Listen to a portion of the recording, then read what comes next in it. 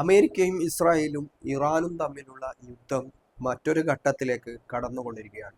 ഒരു മാസത്തിലേറെയായി തുടർന്നുകൊണ്ടിരിക്കുന്ന യുദ്ധം ലോകത്തെ ജനജീവിതത്തെ മൊത്തം ബാധിച്ചു തുടങ്ങിയിരിക്കുന്ന അവസ്ഥയിൽ ഇപ്പോൾ മൂന്ന് തരം കാര്യങ്ങളുമായി ഇതിനെ നമ്മൾക്ക് ചർച്ച ചെയ്യാമെന്നാണ് തോന്നുന്നത്. ഒന്നാമത്തെ കാര്യം ഇറാനുമായി ബന്ധപ്പെട്ട അവിടുത്തെ സാഹചര്യം. രണ്ടാമത്തെ കാര്യം അമേരിക്കയിൽ നടന്നുകൊണ്ടിരിക്കുന്ന സംഭവ വികാസങ്ങൾ. മൂന്നാമത്തെ കാര്യം മിഡിൽ ഈസ്റ്റിന്റെ ഒരു സാഹചര്യം. നാലാമത്തെ വിഷയം ഇസ്രായേലും അതുപോലെ തന്നെ ലെബനനും അവിടെയുള്ള വിഷയങ്ങളും. ഇതാണ് നമ്മൾ ഇന്ന് പ്രധാനമായിട്ടും പറയാൻ പോകുന്നത്. ഒന്നാമത് ഇറാനിലുള്ള സാഹചര്യം. ഇത്രയും ദിവസത്തെ യുദ്ധം ഇറാന് ലാഭമോ നഷ്ടമോ എന്നുള്ള കാര്യമാണ്. ഇറാനെ സംബന്ധിച്ചിടത്തോളം അവരുടെ പരമോന്നത നേതാവ് കൊല്ലപ്പെട്ടു. അലി ഖമേനി കഴിഞ്ഞ 30 വർഷമായി ആ രാജ്യത്ത് നയിച്ചു കൊണ്ടിരിക്കുകയായിരുന്നു. പ്രധാനപ്പെട്ട സൈനിക നേതാക്കന്മാർ കൊല്ലപ്പെട്ടു. അലി ലാർജാനിയെ പോലെയുള്ള രാഷ്ട്രീയ നേതൃത്വം കൊല്ലപ്പെട്ടു. ഇതൊരു യാഥാർത്ഥ്യമാണ്. അത് ഇറാനെ സംബന്ധിച്ചിടത്തോളം തിരിച്ചടി. പക്ഷേ യുദ്ധത്തിൽ ഇറാൻ നിരന്തരമായിട്ട് അവരുടെ ആക്രമണം തുടർന്നുകൊണ്ടിരിക്കുകയാണ്. അത് അമേരിക്കൻ സൈനിക താവളങ്ങൾക്കും മിഡിൽ ഈസ്റ്റിലുള്ള അമേരിക്കൻ സൈനിക താവളങ്ങൾക്കും ഇസ്രായേലിലേക്കും അമേരിക്കൻ സൈനിക കപ്പലുകളിലേക്കും ഒരേ സമയം ആക്രമണം നടത്തി തങ്ങളുടെ ശക്തി എന്താണെന്ന് ലോകത്തിന് കാണിച്ചു കൊടുക്കാൻ ഇറാന് സാധിച്ചിരിക്കുന്നു. യുദ്ധത്തിൽ വളരെ വലിയ വിജയം ആ രീതിയിൽ ഇറാൻ ഉണ്ടായിരിക്കുന്നു. മറ്റൊന്ന്, ഇറാന്റെ ഏറ്റവും പ്രധാനപ്പെട്ട ഉപരോധം അടക്കമുള്ള കാര്യങ്ങളിൽ ഇളവ് വരുത്തേണ്ട സാഹചര്യം അമേരിക്കയെ സംബന്ധിച്ചിടത്തോളം ഉണ്ടായിരിക്കുന്നു. കാരണം ഈ ഹോർമുസ് കടലിടുക്ക് അടച്ചതും അതുമായി ബന്ധപ്പെട്ട കപ്പലുകൾക്ക് സഞ്ചരിക്കാൻ കഴിയാത്തതും ഇറാനിയൻ എണ്ണ ഉൽപാദനവുമായി ബന്ധപ്പെട്ട ഇറാന്റെ അവരുടെ എണ്ണ വിൽക്കാനും അതുപോലെ തന്നെ അവരുടെ മറ്റു ഊർജോൽപാദനവുമായി ബന്ധപ്പെട്ട കാര്യങ്ങൾ വിൽക്കാനുമൊക്കെ ഉണ്ടായ സാഹചര്യം ഉണ്ടായിരിക്കുന്നു. ലോകത്തിലുള്ള വിവിധ രാജ്യങ്ങൾ ഇത് വാങ്ങാൻ തയ്യാറായിരിക്കുന്നു. അത് അമേരിക്കൻ ഡോളറിലല്ലാതെ ചൈനീസ് കറൻസിയിലൂടെയാണ് ഈ ഇടപാട് നടക്കുന്നത്.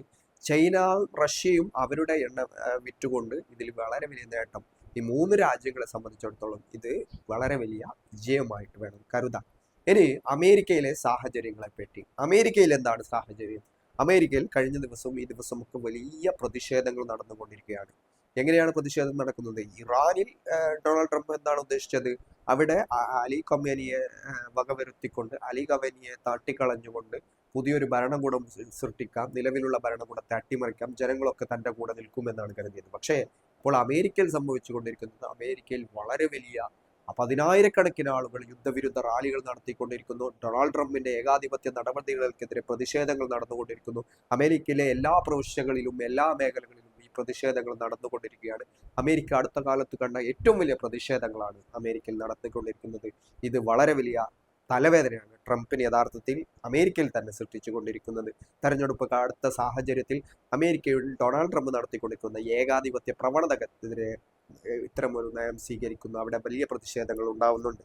മറ്റൊന്ന്, ഈ അമേരിക്കയുടെ സൈനിക ഇടപെടൽ കരയുദ്ധത്തിലേക്ക് മാറുമോ എന്നുള്ള രീതിയിലുള്ള വാർത്തകൾ വരുന്നുണ്ട്. പക്ഷെ അത്തരം കരയുദ്ധങ്ങളിലേക്ക് മാറിയാൽ അത് അമേരിക്കക്ക് ഏറ്റവും വലിയ തിരിച്ചടിയായിട്ട് മാറും. കൂടുതൽ സൈനികർ കൊല്ലപ്പെടാനുള്ള സാഹചര്യം ഉണ്ടാവും. നിലവിൽ തന്നെ അമേരിക്കയുടെ ബേസ് ക്യാമ്പുകൾ, മിഡിൽ ഈസ്റ്റിലുള്ള ബേസ് ക്യാമ്പുകളെ നിരന്തരമായി ആക്രമിച്ച് തളർത്തിക്കൊണ്ടിരിക്കുകയാണ് ഇറാൻ ചെയ്തുകൊണ്ടിരിക്കുന്നത്. നിരവധി അമേരിക്കൻ സൈനികർ ഈ ബേസ് ക്യാമ്പുകളിൽ നിന്നും കൊല്ലപ്പെട്ടിട്ടുണ്ടെന്നുള്ള യഥാർത്ഥ കണക്കുണ്ട്. അതൊന്നും അമേരിക്ക പുറത്തുവിടാൻ തയ്യാറായിട്ടില്ല. ആ കണക്കിന് അമേരിക്കക്ക് തിരിച്ചടി കരയുദ്ധത്തിലേക്ക് കൂടി വ്യാപിച്ചാൽ അത് വളരെ വലിയ പ്രതിസന്ധിയായിട്ട് മാറും. രാജ്യത്ത് വിലവർധനവും മറ്റു അടിസ്ഥാന ജീവിത ചുറ്റുപാടുകളും മോശമായ ഒരു സാഹചര്യത്തിൽ യുദ്ധം അവസാനിപ്പിക്കണമെന്നും തങ്ങൾക്കുള്ള എല്ലാ ജീവിക്കാനുള്ള സാഹചര്യങ്ങൾ സൃഷ്ടിക്കണമെന്നാണ് പ്രതിഷേധക്കാരുടെ പ്രധാനപ്പെട്ട ആവശ്യം എന്നുള്ളത്. ആ രീതിയിൽ അമേരിക്ക അത്തരം പ്രതിസന്ധികളെ നേരിട്ട് കൊണ്ടിരിക്കുകയാണ്. മറ്റൊന്ന്, മിഡിൽ ഈസ്റ്റിനെ സംബന്ധിച്ചിടത്തോളമാണ്. മിഡിൽ ഈസ്റ്റ് കഴിഞ്ഞ കുറേ ദിവസങ്ങളായി യുദ്ധത്തിൽ ഒരു കക്ഷിയായി മാറിക്കൊണ്ടിരിക്കുകയാണ്. ഇതിന്റെ കാരണം എന്നുള്ളത് അമേരിക്കൻ ബേസ് ക്യാമ്പുകൾ ഈ രാജ്യങ്ങളിൽ ഉണ്ട് എന്നുള്ളതും ആ രാജ്യങ്ങളിലെ ബേസ് ക്യാമ്പുകളെയും എണ്ണയെയും ഒക്കെ ഉപയോഗിച്ചുകൊണ്ടാണ് ഇറാനെ അമേരിക്ക ആക്രമിച്ചു കൊണ്ടിരിക്കുന്നത് എന്നുള്ള യാഥാർത്ഥ്യം നിലനിൽക്കുന്നത് കൊണ്ടാണ് Saudi Arabia, Kuwait, Qatar, Bahrain, UAE തുടങ്ങിയ ജോർദാൻ അടക്കമുള്ള അറബ് ഈ രാജ്യങ്ങളെയൊക്കെ, മിഡിൽ ഈസ്റ്റ് രാജ്യങ്ങളൊക്കെ ഇറാൻ നിരന്തരമായി ആക്രമിച്ചു കൊണ്ടിരിക്കുന്നത്. ഈ രാജ്യങ്ങൾക്കപ്പുറം അമേരിക്കയുടെയും ഇസ്രായേലിന്റെയും അവിടെയുള്ള മുഴുവൻ സംവിധാനങ്ങളെയും ഇറാൻ ആക്രമിച്ചു കൊണ്ടിരിക്കുന്നു. അങ്ങനെ മിഡിൽ ഈസ്റ്റ് വളരെ വലിയ പ്രതിസന്ധിയിലാണ്. ആ പ്രതിസന്ധിയിൽ നിന്നും ഇപ്പോഴും കരകയറാൻ അവർക്ക് കഴിഞ്ഞിട്ടില്ല. എങ്കിൽ പോലും സൗദി അറേബ്യ അടക്കമുള്ള രാജ്യങ്ങൾ ഇതിൽ ഒരു നയതന്ത്രമായ സമീപനം സ്വീകരിച്ചിട്ടുണ്ട് എന്നുള്ളത് നമ്മൾ കാണാതിരിക്കാൻ കഴിയില്ല. കാരണം ഇറാൻ തങ്ങളുടെ രാജ്യാതിർത്തി കടന്നുകൊണ്ട് അവരുടെ ആക്രമണങ്ങൾ അമേരിക്കൻ സൈനിക താവളങ്ങളിലേക്ക് നടത്തുമ്പോൾ, തങ്ങളുടെ രാജ്യങ്ങളിൽ ആക്രമണങ്ങൾ നടത്തുമ്പോൾ തിരിച്ച് ഇറാൻ ആക്രമിക്കാൻ പോകുന്ന ഒരു നയസമീപനം സൗദി അറേബ്യ അടക്കമുള്ള രാജ്യങ്ങൾ സ്വീകരിച്ചിട്ടില്ല. കാരണം അത് ഇസ്രായേലി താല്പര്യങ്ങൾക്ക് അനുകൂലമായി മാറുമെന്ന് അവർക്കറിയാം. ഇസ്രായേലും അമേരിക്കയും പറയുന്നത് ഷിയ രാജ്യമായ ഇറാൻ സുന്നികൾക്കെതിരെ നടത്തുന്ന ആക്രമണമാണ്, അതുകൊണ്ട് സുന്നി രാജ്യങ്ങൾ പ്രതിരോധിക്കണം എന്നുള്ള, സുന്നി രാജ്യങ്ങൾ തിരിച്ച് ഇറാൻ ആക്രമിക്കണമെന്നും യുദ്ധത്തിൽ തങ്ങളോടൊപ്പം പങ്കുചേരണമെന്നും ഈ രാജ്യങ്ങൾക്ക് വേണ്ടിയിട്ട് കൂടിയാണ് ഞങ്ങൾ ഇറാൻ ആക്രമിക്കുന്നത് എന്നുള്ള ഒരു നിലപാടാണ് ഇസ്രായേൽ പറഞ്ഞുകൊണ്ടിരിക്കുന്നത്. പക്ഷേ എങ്കിൽ പോലും ഇതുവരെയും ഇസ്രായേലിന്റെ ട്രാപ്പിൽ വീഴാൻ അറബ് രാജ്യങ്ങൾ തയ്യാറായിട്ടില്ല. പ്രത്യേകിച്ചും സൗദി അറേബ്യ അടക്കമുള്ള രാജ്യങ്ങൾ അവരുടെ സമാന്തരമായി പൈപ്പ് ലൈൻ അടക്കം മറ്റൊരു ഭാഗത്ത് പ്രവർത്തിക്കുന്നുണ്ട്. ഹൂത്തികളുമായുള്ള ഡീലിങ്ങുകളുണ്ട്. ഹൂത്തികളുമായ ഡീലിലാണ് സൗദി അറേബ്യ നിലവിലുള്ളത്.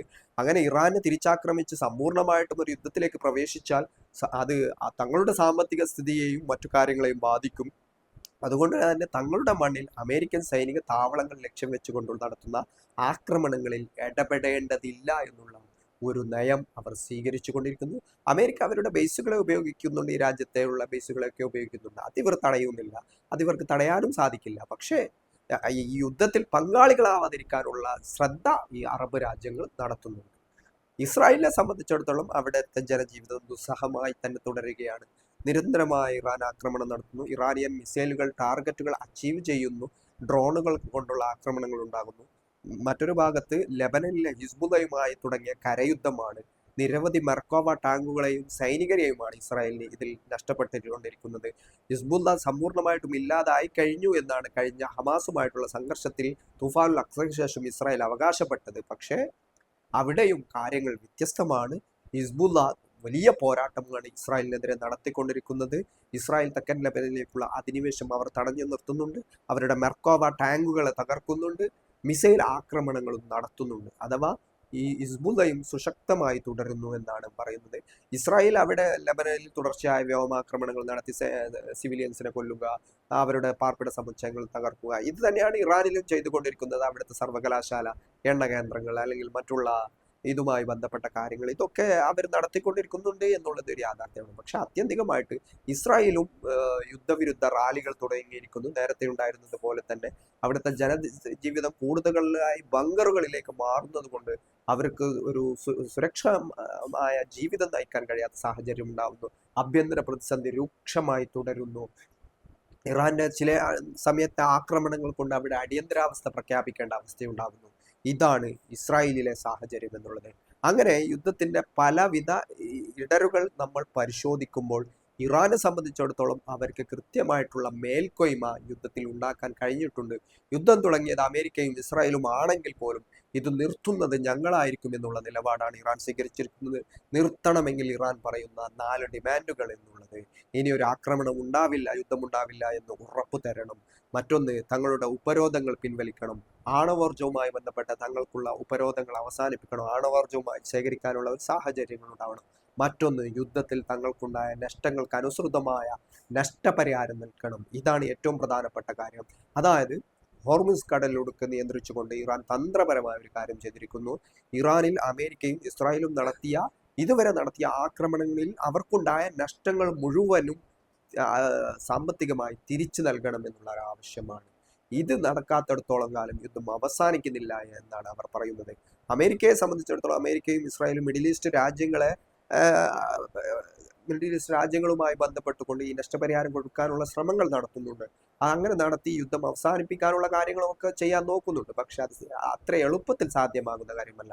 $മില്യൺ കണക്കിന് നഷ്ടമാണ് യഥാർത്ഥത്തിൽ ഇറാനുണ്ടായിരിക്കുന്നത്. അവരുടെ ഏറ്റവും അടിസ്ഥാന സൗകര്യങ്ങളൊക്കെ ഇവർ ആക്രമിച്ചിട്ടുണ്ട്. ആക്രമണത്തിന്റെ തോത് കൂടുന്നതിനനുസരിച്ച് യുദ്ധം നീണ്ടു നിൽക്കുകയും നഷ്ടപരിഹാരം കൊടുക്കേണ്ട തുക എന്നുള്ളത് വർദ്ധിക്കുകയും ചെയ്യും. അങ്ങനെ ഒരു പ്രശ്നം കൂടി ഈ യുദ്ധത്തെ സംബന്ധിച്ചിടത്തോളം ഉണ്ട്.